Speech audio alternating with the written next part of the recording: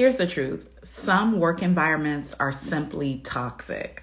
They're undermining, they're not supportive, you don't feel valued, they aren't paying you at the level that you desire. And it's time to name a toxic work environment so that you can actually shift to taking action in your career.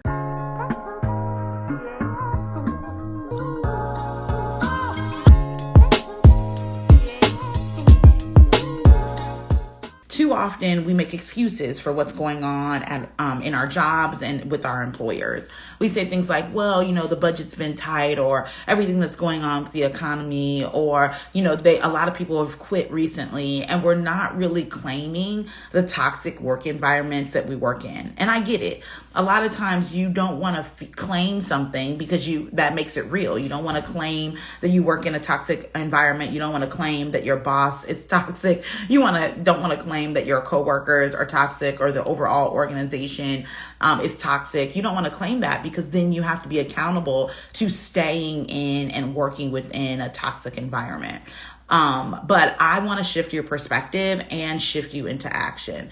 If you are working in an environment that doesn't pay you well for your expertise, that doesn't value your expertise and take you seriously as a professional, that's constantly belittling you and other professionals in the organization, it's toxic. And it's time that we recognize these toxic behaviors and we really focus on shifting ourselves out of environments that are not good for us and that are not good for our career.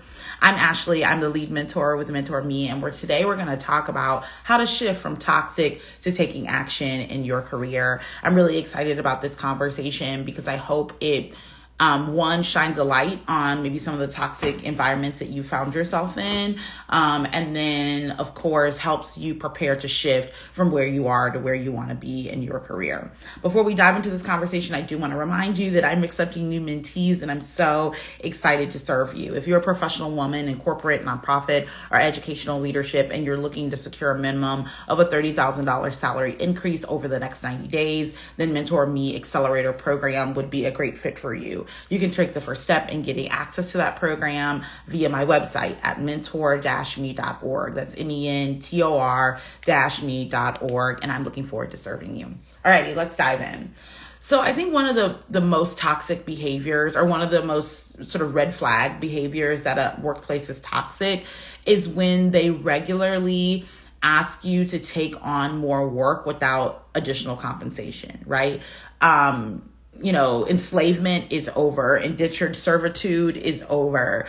There are labor laws, right? And so your employer should not be constantly asking you to do more and more and more and more outside of the original scope of your work without compensation. And I think that this is an important thing for you to recognize. Of course, there's opportunities for you to be a team player. Of course, there's opportunities for you to step in and be interim and pick up some slack on the team. Of course, learning a new skill outside of your initial skill set will help you as a professional gain valuable skills. But if this is a long-term thing where you're constantly being asked to do work outside of the scope of your work, it doesn't allow you to actually complete your actual job, and then you're also not being appropriately compensated, that is problematic. That is toxic.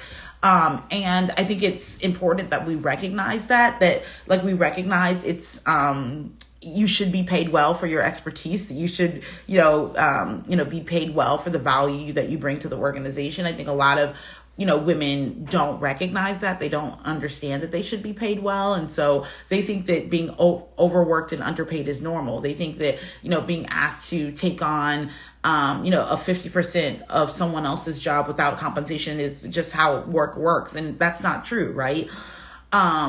Especially not for an extended period of time. So when we recognize this toxic behavior, we really want to work to shift, to find, a position, an organization that will recognize us for the great, work that we're doing in the organization, the full scope of our work, and will compensate us appropriately for that work, right? We want to shift away from an organization that's constantly making excuses for why they can't pay you for the value of your expertise. You want to shift away from an organization organization that's constantly asking you to do more with less. You want to shift away from an organization that's constantly, dismissing your request for appropriate compensation and saying they can't do it, but paying other people at the level that they expect, right? Like, either you want to shift into another role in the organization or another level or another department, or shift away from that organization altogether. And sometimes a shift can be micro, right? Like, it could be about having a difficult conversation with your supervisor, advocating for a raise or a promotion, to match the level of work that you're doing. That's definitely something to do. You don't always have to shift away from the organization, but we definitely have to shift away from the toxic environment, right? And if that means having a difficult conversation and creating a new environment, a new culture, a new way of working, great. But what we can't do is just sort of stay there and hope for the best. We really want to make sure that we are shifting away from that experience.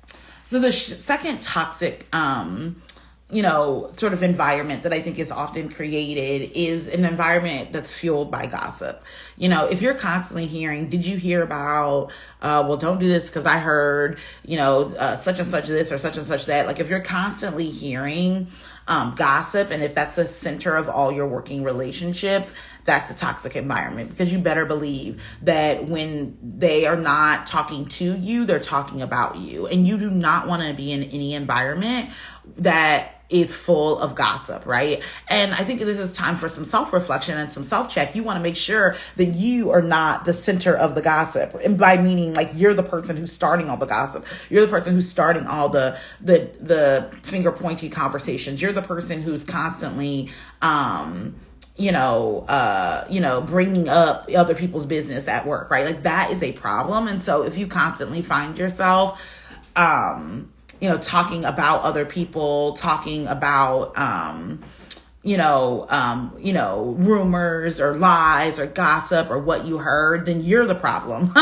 Shift away from yourself, shift away from that behavior, right? Like, you do not want to be the workplace gossip. And even if you aren't the gossip, make sure that you're not entertaining gossip, that you're not entertaining talking about other people behind their back, that you're not entertaining the whispers, because you're just as guilty if you're entertaining it than if you're starting it yourself, right? You want to shift away from petty gossip at work, and interrupt, belittling and petty gossip. One, because you're above that. Like, you are not in middle school. Like, you should not be perpetuating that.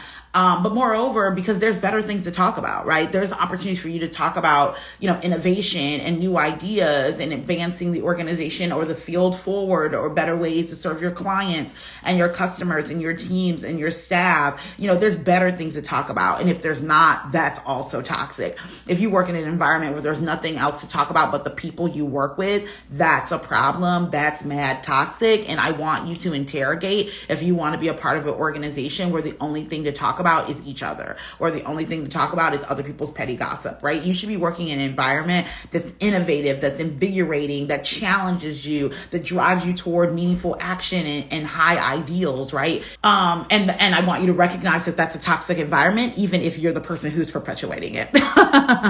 And last but not least, I think another toxic environment that I often see is one that's kind of insidious. Is that the right word? It's one that's kind of underlying. It's hard to recognize, but it's one that causes me great concern. And it's this idea of constant delay. No commitment to taking action, no commitment to driving innovation, no commitment to sort of doing new things. It's constantly, we can't do that right now. That's not part of our culture. Great idea, but we have to wait on that. Of course, there are processes and systems and, ways to go about things. And you can't, drive every idea that you have about the workplace forward, right? Like, that's not realistic. But if at work, you're constantly being told, no, wait for months, for years, if there's no opportunity for you to be innovative, if there's no opportunity for you to bring ideas, if there's no opportunity for you to impact the culture in what you feel like are meaningful ways, that's a toxic work environment, right? Especially for those of us